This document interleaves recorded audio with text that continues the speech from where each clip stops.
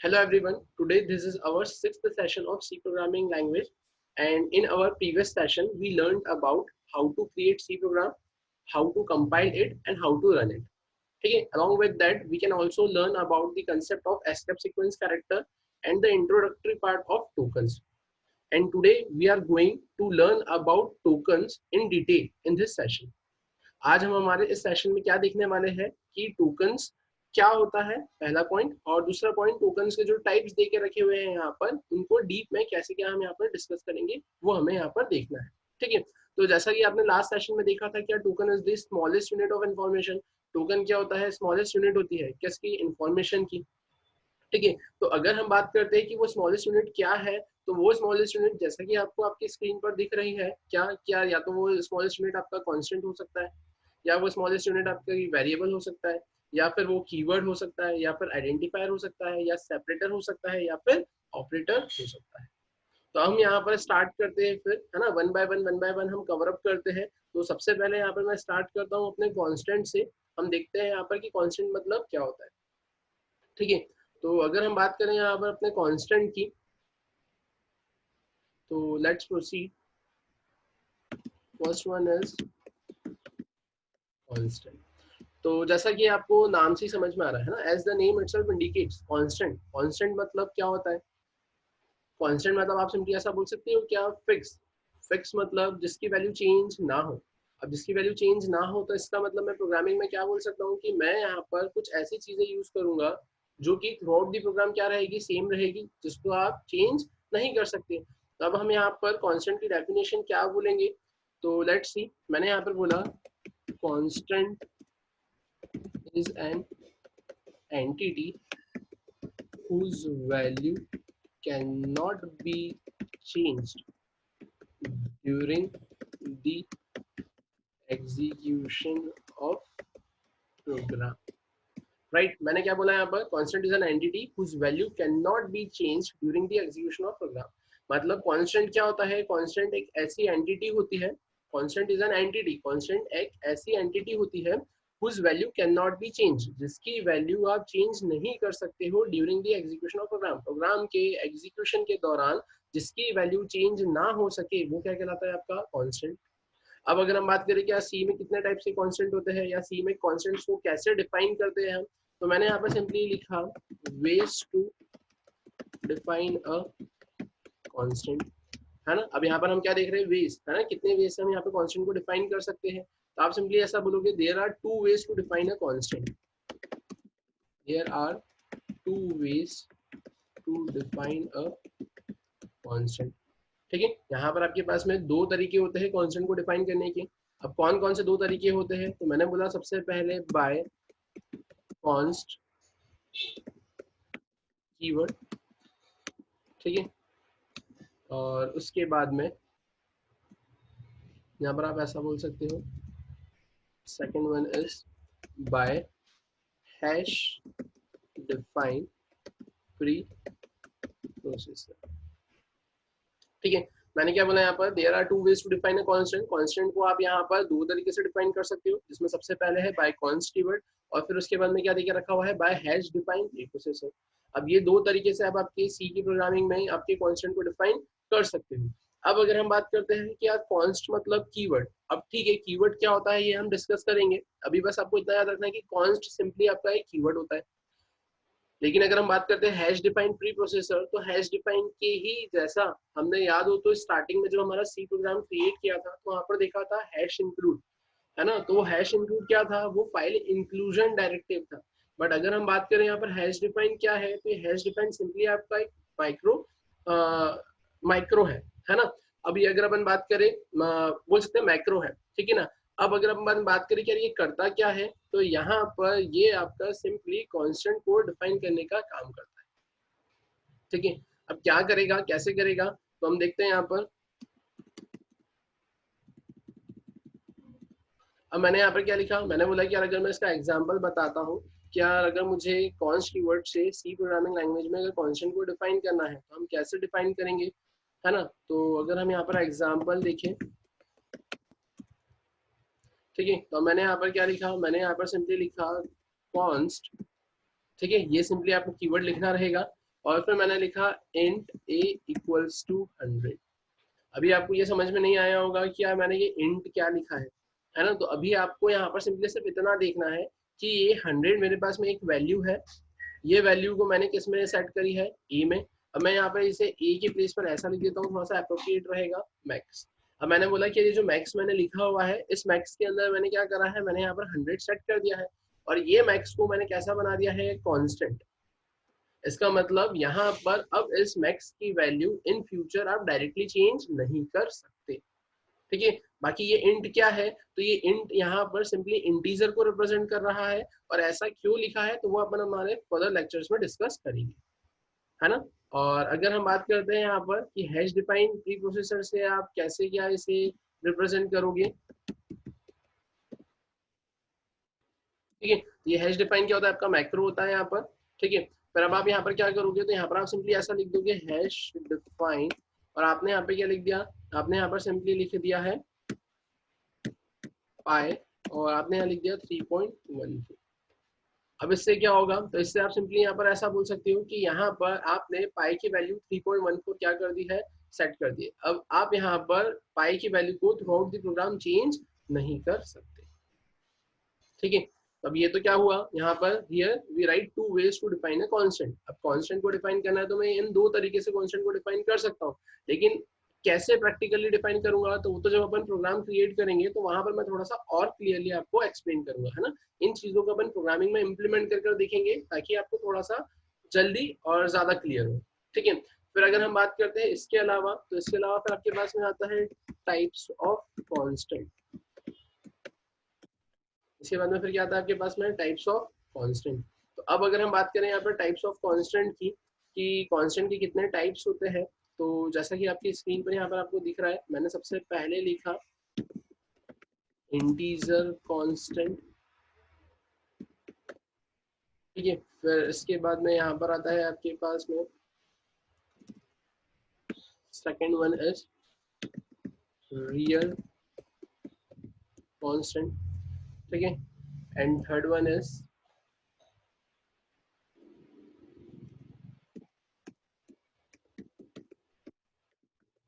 Character constant, ठीक है। पहला क्या आ जाएगा आपका integer constant, second one is real constant, and third one is character constant. तो अब अगर अपन बात करें क्या, ठीक है, ये तो मैंने ऐसा लिखा है ना। अब लेकिन ऐसा लिखने के बाद में ये इंटीजर कांस्टेंट क्या होता है, रियल कांस्टेंट क्या होता है, कैरेक्टर कांस्टेंट क्या होता है, तो ये डिस्कस करते हैं फिर अपन यहाँ पर। तो अगर मैं बात करता हूँ यहाँ पर इंटीजर कांस्टेंट की, तो इंटीजर कांस्टेंट के केस में आप यहाँ पर सिंपली ऐसा बोल सकते हो कंटेन्स, है ना। मैंने यहाँ पे लिखा contains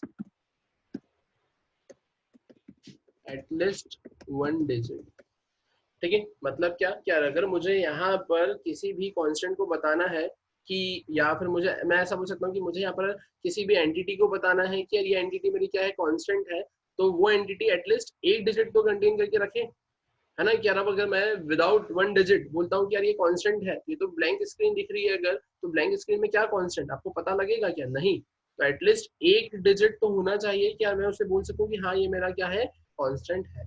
that's why we write here contains at least one digit, कि एटलीस्ट एक डिजिट तो होना ही चाहिए। फिर उसके बाद में मैंने यहाँ पर बोला इट मे बी पॉजिटिव और नेगेटिव, है ना। इट मे बी पॉजिटिव और नेगेटिव, है ना। आप ऐसा बोल सकते हो कि यार जो आपका कांस्टेंट है वो पॉजिटिव भी हो सकता है, नेगेटिव भी हो सकता है। लाइक मैंने यहाँ पर लिख दिया -54, ये नेगेटिव भी हो सकता है ना। 54 मैंने ऐसा लिख दिया पॉजिटिव 54, ये पॉजिटिव भी हो सकता है, ठीक है। इंटीजर है आपका, नेगेटिव भी हो सकता है, पॉजिटिव भी हो सकता है। फिर by default it is considered as positive. By default वो कैसा कंसिडर किया जाता है, पॉजिटिव। लाइक मैंने यहाँ पर ऐसा लिखा, मैंने यहाँ पर सिंपली ऐसा लिख दिया कि 67। अब 67 के आगे यहाँ पर कुछ लिखा है क्या, कुछ भी नहीं लिखा है। अब 67 के आगे अगर कोई साइन नहीं है तो बाय डिफॉल्ट ये कैसा है आपका, पॉजिटिव इंटीजर कांस्टेंट, ठीक है। फिर लास्ट पॉइंट अगर हम बात करें यहाँ पर, तो लास्ट पॉइंट में मैं क्या बोल सकता हूँ, डेसिमल पार्ट इज एब्सेंट। यहाँ पर जो डेसिमल पार्ट होता है वो क्या होता है आपका, एब्सेंट होता है। ठीक है, यहाँ पर डेसिमल पार्ट नहीं होता है। ठीक है, क्योंकि ये सिंपली आपका क्या है, इंटीजर कांस्टेंट। अब अगर हम बात करें क्या, ये तो हमने इंटीजर कांस्टेंट के बारे में पॉइंट्स देखे, अगर मैं बात करूँ रियल कांस्टेंट की, क्या रियल कांस्टेंट में क्या होगा, तो अब सेम पॉइंट्स, सारे पॉइंट्स एज इट इज यहाँ पर भी रहेंगे, बट डिफरेंस कहाँ आ जाएगा। तो अगर हम बात करते हैं यहाँ पर डिफरेंस की, तो डिफरेंस में जो लास्ट में आपने लिखा है डेसिमल पार्ट इज एब्सेंट, तो यहाँ आ जाएगा decimal part is present. Real constant की केस में आप क्या बोलोगे, डेसिमल पार्ट इज प्रेजेंट। बाकी सारे पॉइंट्स आपके क्या रहेंगे, सेम रहेंगे।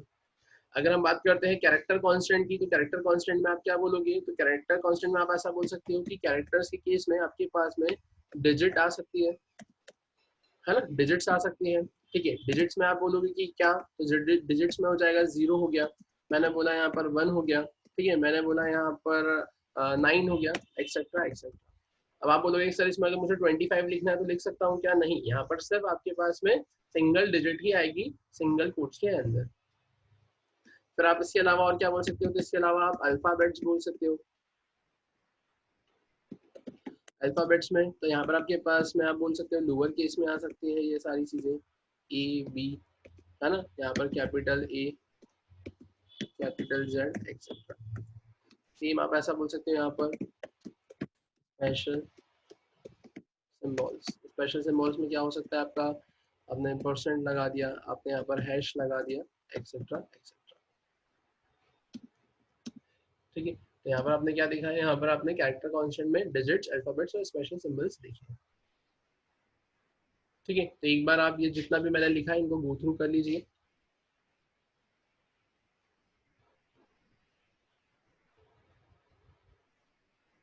ठीक है, हमने कांस्टेंट के बारे में देखा है, कांस्टेंट में हमने यहाँ पे डिस्कस किया about integer constant, real constant and character constant.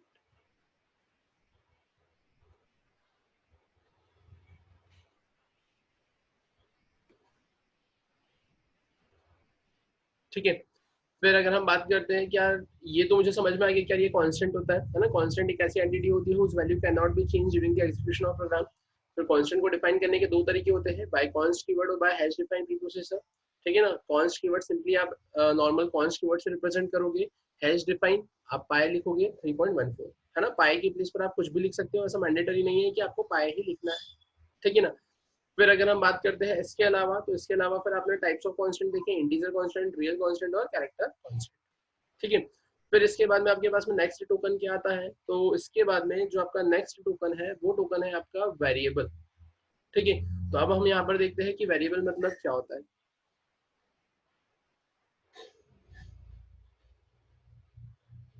तो अब अगर हम यहाँ पर डिस्कस करते हैं अबाउट वेरिएबल, लेट्स प्रोसीड।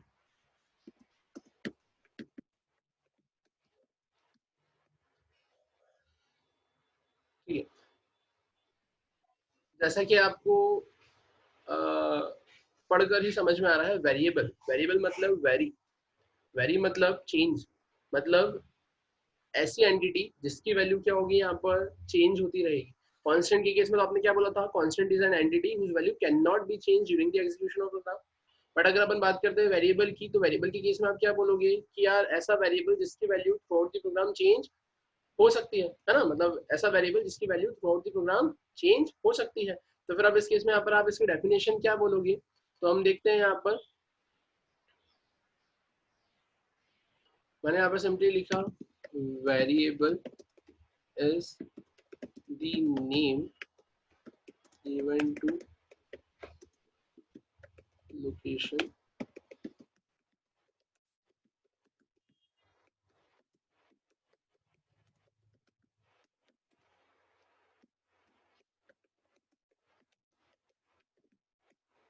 यहाँ पर आपने क्या बोला है, variable is the name given to a memory location whose value may change during the execution of program। Variable मतलब क्या होता है, वेरिएबल मतलब सिंपली आप ऐसा बोलोगे name given to a memory location, है ना, एक मेमोरी लोकेशन को नाम देना, whose value में चेंज, जिसकी वैल्यू क्या हो सकती है, चेंज हो सकती है during the execution of program, program के एग्जीक्यूशन के दौरान जिसकी वैल्यू चेंज हो सके, है ना, वो क्या कहलाता है आपका वेरिएबल। अगर हम इसे यहाँ पर एक एग्जांपल से समझे, है ना। अगर हम इसे यहाँ पर एक एग्जांपल से समझे तो देखते हैं यहाँ पर, मैंने यहाँ पर सिंपली ऐसा कुछ लिखा कि यार यहाँ पर मेरे पास में क्या है, एक मेमोरी लोकेशन है, इसमें मैंने बोला कि यहाँ पर है 100, ठीक है। मैंने बोला कि यार इसका नेम है यहाँ पर ए। अब मैंने क्या बोला था, variable is the name given to a memory location, तो ये एक मेमोरी लोकेशन है ना। इस मेमोरी लोकेशन का मैंने एक नेम दिया है और इसके अंदर जो वैल्यू है वो क्या है 100। अब हम क्या बोल रहे हैं, whose value may change during the execution of program, जिसकी वैल्यू प्रोग्राम के एग्जीक्यूशन के दौरान क्या हो सकती है, चेंज हो सकती है, ठीक है। तो फिर अब क्या हुआ यहाँ पर, अब ठीक है ये आपने ऐसा तो लिख दिया है। अब ऐसा लिखने के बाद में जब यहाँ पर आपका प्रोग्राम का एग्जीक्यूशन स्टार्ट होगा, आप कोई टास्क परफॉर्म करोगे, है ना, तब यहाँ पर ऐसा कुछ हुआ कि यहाँ पर आपका प्रोग्राम ऐसा चल रहा है और प्रोग्राम चलने में यहाँ पर क्या हुआ, a इक्वल्स टू अब हो गया है 200,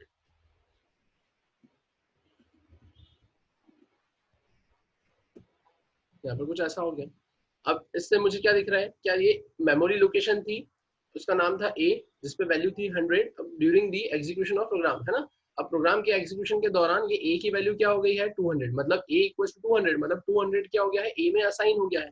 तो अब इस केस में यहाँ पर, है ना, जो आपका a देके रखा हुआ है ना, अब यहाँ पर जो आपका a देके रखा हुआ है, अब ये a आपका 100 रिप्रेजेंट नहीं करेगा। फिर अब ये a आपका क्या रिप्रेजेंट करेगा, तो ये a आपका अब यहाँ पर 200 रिप्रेजेंट करेगा। अब ये आपका यहाँ पर क्या रिप्रेजेंट करेगा, 200 रिप्रेजेंट करेगा। क्यों 200 रिप्रेजेंट कर रहा है, क्योंकि सिंपल सी बात है ना कि यार आपने पहले a पर 100 सेट किया था प्रोग्राम के एग्जीक्यूशन के दौरान, वहां पर a की वैल्यू क्या चेंज हो गई है 200, और अब यहाँ पर वो a 100 को रिप्रेजेंट नहीं करेगा, a रिप्रेजेंट करेगा आपके 200 को, ठीक है। फिर अगर हम बात करते हैं कि यार क्या वेरिएबल के टाइप्स होते हैं क्या, हाँ, तो अगर हम यहाँ पर डिस्कस करें टाइप्स ऑफ वेरिएबल्स,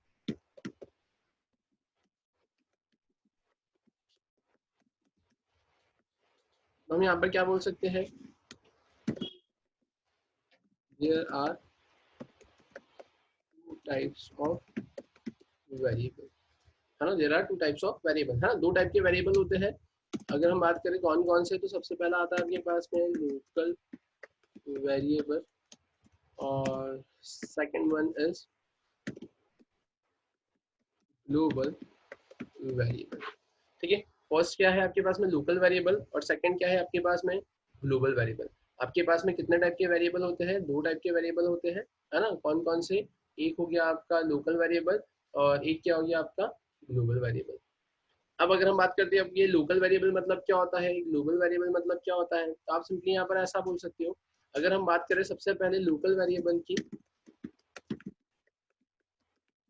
तो लोकल वेरिएबल के केस में आप सिंपली ऐसा बोलोगे, whose scope is within the block और function, whose scope is within the block और फंक्शन। इसका स्कोप क्या रहेगा, या तो ब्लॉक के अंदर रहेगा या फिर सिंपली आपके फंक्शन के अंदर रहेगा।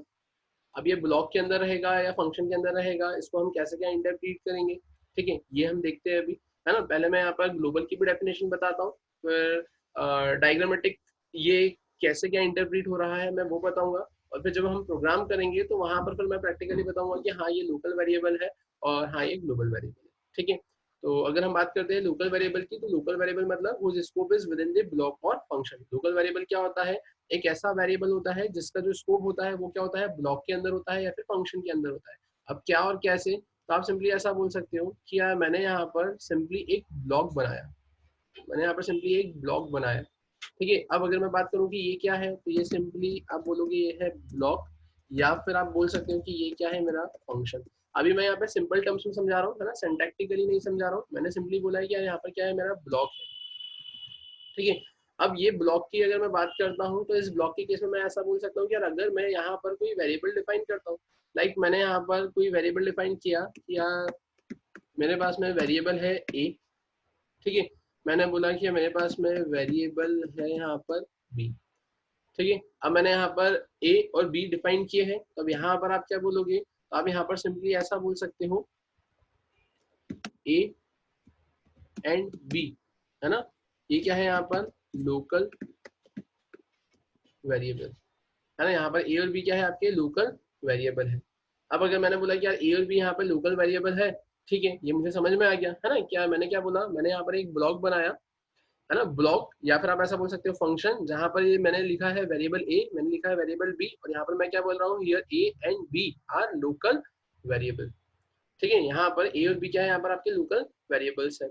अब अगर मैं बात करता हूँ कि ए और बी अगर यहाँ पे लोकल वेरिएबल्स है, ठीक है, तो अब इससे होगा क्या, देखते हैं अपन यहाँ पर। सबसे पहले मैं डिस्कस कर रहा हूँ अब अपनी डेफिनेशन किसकी, ग्लोबल वेरिएबल की। मैंने यहाँ पर लिखा ग्लोबल वेरिएबल। अब अगर अपन बात करते हैं ग्लोबल वेरिएबल मतलब क्या होता है, तो ग्लोबल वेरिएबल के केस में आप सिंपली यहाँ पर ऐसा बोल सकते हो,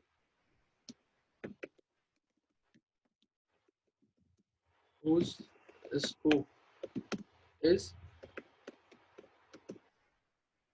throughout the प्रोग्राम, है ना। ग्लोबल वेरिएबल मतलब क्या होता है, ग्लोबल वेरिएबल मतलब whose scope is throughout the program, ऐसे वेरिएबल जिसका स्कोप क्या होता है, थ्रूआउट द प्रोग्राम होता है ना, पूरे प्रोग्राम में होता है ना। तो अब अगर जैसे हम बात करते हैं यहाँ पर कि ये जो मैंने ब्लॉक लिखा है या फंक्शन बनाया है, सेम इसके जैसा मैं अगर ऐसा बोलूँ कि यार मैंने एक और ब्लॉक बना लिया, मैंने क्या कर लिया, मैंने यहाँ पर एक और ब्लॉक बना लिया, ठीक है।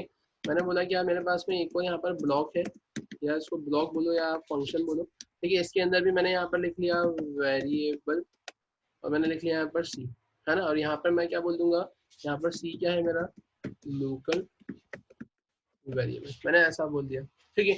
मतलब मैंने क्या करा, मैंने यहाँ पर एक ब्लॉक फंक्शन बनाया जिसमें लिखा मैंने वेरिएबल ए वेरिएबल बी, और मैंने क्या बोल दिया यहाँ पर, है ना, A and B are local variables, है ना। यहाँ पर ए और बी क्या है, आपके लोकल वेरिएबल्स है, ठीक है।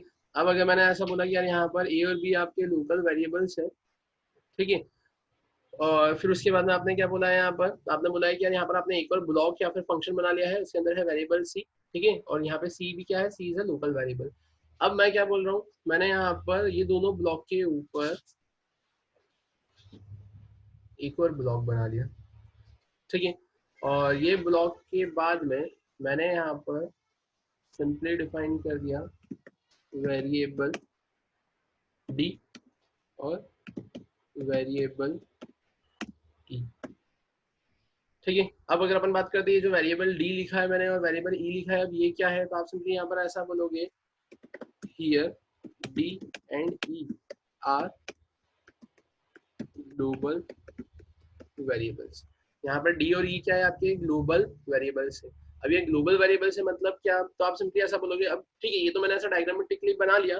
अब आपको यहाँ पर डेफिनेशन से क्या समझ में आ रहा है, whose scope is within the block और फंक्शन, मतलब कि यहाँ पर जो ए है जो बी है ना, मैंने बोला वेरिएबल ए वेरिएबल बी, तो ए का स्कोप यहाँ तक ही है, बी का स्कोप यहाँ तक ही है ना, इस स्पेसिफिक ब्लॉक तक है। क्या बी ए का और क्या बी का स्कोप इस ब्लॉक के बाहर है क्या, है ना। अगर मैं बात करूं कि क्या ए का और बी का इस स्कोप के बाहर, है ना, या फिर अगर हम बात करें कि क्या किसी दूसरे ब्लॉक में, है ना, इसका स्कोप है क्या ए और बी का, तो आप यहाँ पर सिंपली ऐसा बोलोगे कि ये ए और बी वेरिएबल का इस ब्लॉक के बाहर कुछ भी स्कोप नहीं है, और यहाँ पर दूसरे ब्लॉक में भी कुछ भी स्कोप नहीं। वहीं अगर मैं बात करता हूँ यहाँ पर कि ये जो वेरिएबल आपने सी लिखा है, तो ये वेरिएबल सी का स्कोप कहाँ तक है, इसी ब्लॉक तक है। क्या ये सी वेरिएबल का स्कोप इस ब्लॉक के बाहर है क्या, या क्या इस स्पेसिफिक सी वेरिएबल का स्कोप इस ब्लॉक में है क्या, तो आप क्या बोलोगे यहाँ पर, आप सिंपली ऐसा बोलोगे कि ना ही इसका स्कोप इसके बाहर है और ना ही इसका स्कोप किसी दूसरे ब्लॉक में है, ठीक है। मतलब मुझे एक चीज ये समझ में आ गई कि लोकल वेरिएबल मतलब कि यार whose scope is within the block और फंक्शन, के जिस भी ब्लॉक या जिस भी फंक्शन में अगर मैंने उन्हें डिफाइन किया है, तो उनका स्कोप सिर्फ वहीं तक है, उसके बाहर उसका कोई स्कोप नहीं है। बट मैंने क्या बोला है, global variable whose scope is throughout the program, है ना। और ये जो मैंने ये बिगर बॉक्स बनाया है, ये बिगर बॉक्स है क्या मेरा, ये बिगर बॉक्स मेरा प्रोग्राम है। अब ये बिगर बॉक्स अगर मेरा प्रोग्राम है, तो मैंने क्या बोला कि यार whose scope is throughout the program, मतलब कि यहाँ पर आपने ये जो डी और ई बनाए हैं, ये यहाँ तो एक्सेसिबल है ना, ये आपने एज ए ग्लोबल वेरिएबल बनाए हैं, ठीक है। तो अब ये जो आपके ग्लोबल वेरिएबल्स है, ये इनकी एक्सेसिबिलिटी यहाँ तो है, साइड बाय साइड आप ऐसा बोल सकते हो, ये डी और ये ई की एक्सेसिबिलिटी, ये डी और ये ई की accessibility throughout the program है। थ्रू आउट द प्रोग्राम मतलब कि आपका इनकी एक्सेसिबिलिटी इस ब्लॉक में भी है और इनकी एक्सेसिबिलिटी यहाँ पर इस ब्लॉक के अंदर भी, ठीक है, कि ये जो आपने दो वेरिएबल बनाए हैं, इन दो वेरिएबल की एक्सेसिबिलिटी आपके पूरे प्रोग्राम में है, मतलब पूरे प्रोग्राम में तो है ही है, साइड बाय साइड आप ऐसा बोल सकते हो कि इनकी एक्सेसिबिलिटी ये ब्लॉक में भी है और इन दोनों की एक्सेसिबिलिटी ये ब्लॉक में भी है। तो ऐसे वेरिएबल जो आपके थ्रू आउट द प्रोग्राम है ना एक्सेसिबल हो, ठीक है, तो वो क्या कहलाते हैं आपके ग्लोबल वेरिएबल, और ऐसे वेरिएबल्स जिनका स्कोप सिर्फ लिमिटेड हो, है ना, तो वो क्या कहलाते हैं आपके लोकल वेरिएबल। ठीक है, तो ये हमने क्या डिस्कस किया है यहाँ पर वेरिएबल के बारे में। अब अगर हम बात करते हैं यहाँ पर क्या क्या ये वेरिएबल्स को डिफाइन करने के लिए कुछ सेट ऑफ रूल्स होते हैं क्या, तो हाँ, वेरिएबल्स को डिफाइन करने के लिए अगर हम सेट ऑफ रूल्स की बात करें, या ऐसा बोल सकते हैं क्या कोई एक वे होता है क्या इनको डिफाइन करने का। हाँ, क्या इनको अगर आपको डिफाइन करना है तो आप कैसे भी वेरिएबल्स को डिफाइन नहीं कर सकते, तो फिर कैसे क्या डिफाइन करेंगे, तो वो जैसे जैसे हम हमारे फर्दर लेक्चर्स में देखेंगे, है ना, जब मैं आपको प्रैक्टिकली कर कर दिखाऊंगा कि अगर मुझे यहाँ पर वेरिएबल क्रिएट करना है, तो वेरिएबल क्रिएट करने के लिए आप यहाँ पर कैसे वेरिएबल लिखोगे, कैसे वेरिएबल का नेम लिखोगे, है ना, क्या अप्रोप्रिएट नेम चूज करोगे, क्योंकि लिखने को तो आप नाम कुछ भी लिख सकते हो, है ना, लेकिन वो नाम बाय कन्वेंशन अगर हो, है ना, प्रॉपर यूसेज के साथ में हो, है ना, प्रॉपर प्रैक्टिकली किसी चीज को रिप्रेजेंट कर रहा हो, तो वो इन फ्यूचर आपके लिए एज अ फ्रूटफुल रहेगा। अदरवाइज वो सिंपली एक टाइम कंज्यूमिंग हो जाएगा कि यार अगर इन फ्यूचर में मुझे किसी प्रोग्राम को देखने की रिक्वायरमेंट लगी, क्या मैंने वहां पर क्या कोड लिखा था या वहां क्या वेरिएबल्स लेके टास्क परफॉर्म करे थे, तो उस केस में वो इजीली, है ना, एकदम आई कैचिंग नहीं होगा कि यार ये स्पेसिफिकली वेरिएबल मैंने किस टास्क के लिए लिखा था। तो अब वेरिएबल्स को आप कैसे क्या डिफाइन करोगे, जब अपन प्रैक्टिकली यहाँ पे परफॉर्म करेंगे सारे प्रोग्राम्स, है ना, तो वहां पर वन बाय वन मैं आपको प्रैक्टिकली इम्प्लीमेंट कर कर बताते जाऊंगा। ठीक है, फिर अगर हम बात करते हैं इसके बाद में क्या आता है, तो इसके बाद में वेरिएबल के बाद में आपके पास में आता है the concept of keywords. Variable के बाद में आपके पास में जो कंसेप्ट आता है वो कंसेप्ट किसका है, आपका कीवर्ड्स का। तो अगर हम बात करते हैं यहाँ पर द कंसेप्ट ऑफ कीवर्ड,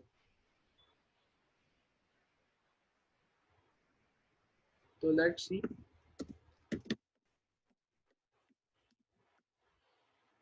तो अगर हम बात करें यहाँ पर कीवर्ड की, कीवर्ड मतलब क्या होता है, तो नाम से ही समझ में आ रहा है कीवर्ड्स, है ना, कीवर्ड्स मतलब क्या, क्या किसी स्पेसिफिक मीनिंग को रिप्रेजेंट करने वाला वर्ड, है ना, या इन शॉर्ट मैं ऐसा बोल सकता हूँ क्या, मैं यहाँ पर ऐसा बोल सकता हूँ क्या, कीवर्ड्स आर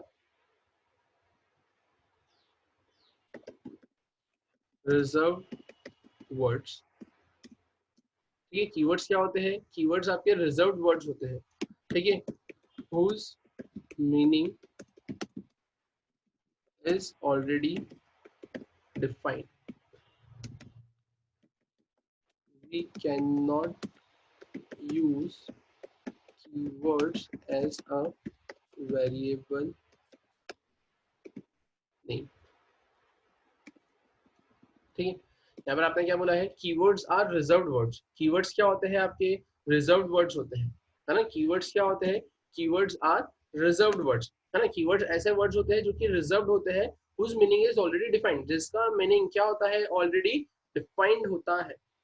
ठीक है, we can not use keywords as a variable name, आप कीवर्ड्स को एज अ वेरिएबल नेम की तरह यूज नहीं कर सकते। ठीक है, लाइक अगर मैं इसका प्रैक्टिकल एग्जांपल बताऊं, तो आप ऐसा बोल सकते हो क्या, जैसे आपने देखा होगा डोर, है ना, डोर के ऊपर क्या लिखा हुआ रहता है, एंट्री या फिर एग्जिट। अब एंट्री मतलब एंट्री होता है, एग्जिट मतलब एग्जिट। कहीं आपने किसी को देखा ऐसा कि वो बोल रहा है क्या मेरे लिए एंट्री मतलब एग्जिट होता है और एग्जिट मतलब एंट्री होता है, नहीं, ऐसा पॉसिबल नहीं है। ठीक है, तो आप सिंपली ऐसा बोलोगे कीवर्ड्स क्या होते हैं, रिजर्व्ड वर्ड्स होते हैं जिनका मीनिंग ऑलरेडी डिफाइंड होता है, और we can not use keywords as a variable name. ठीक है ना, आप यहाँ पर कीवर्ड्स को एज अ वेरिएबल की नेम की तरह यूज नहीं कर सकते। ठीक है, इसी के साथ में आप ऐसा बोल सकते हो, there are 32 keywords in C language.